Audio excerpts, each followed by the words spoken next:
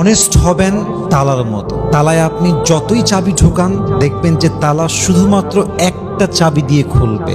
আপনি অন্য চাবি দিয়ে যতই ট্রাই করেন দেখবেন চাবির আগা ভেঙে যাবে, তবুও তালা খুলতে চাবে না।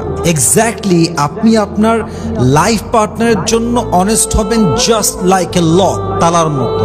আপনার হাজবেন্ড ছাড়া, আপনার ওয়াইফ ছাড়া, আপনার লাইফ পার্টনার ছাড়া পৃথিবীর কোনো মানুষ আপনাকে পটাইতেই পারবে না, ঠিক কিনা বলেন?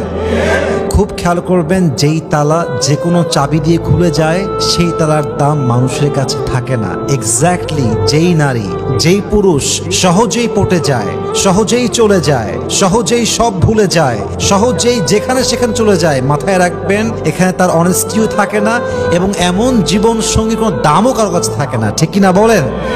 So be honest as like a lock. আপনি অনেস্ট হবেন তালার মতো, যাকে তাকে দিয়ে আপনাকে পটানো যাবে।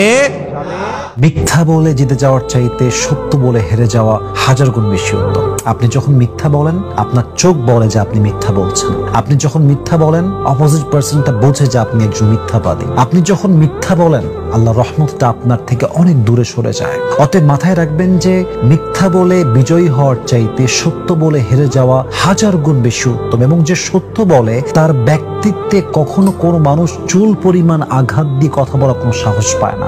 আর যে মিথ্যাবাদী তাকে মানুষ উঠতে বসতে লাঞ্ছিত করে। অতএব মাথায় রাখবেন মিথ্যা বলে জিতে যাওয়ার চাইতে সত্য বলে হেরে যাওয়া হাজার গুণ বেশি উত্তম ইনশাআল্লাহ।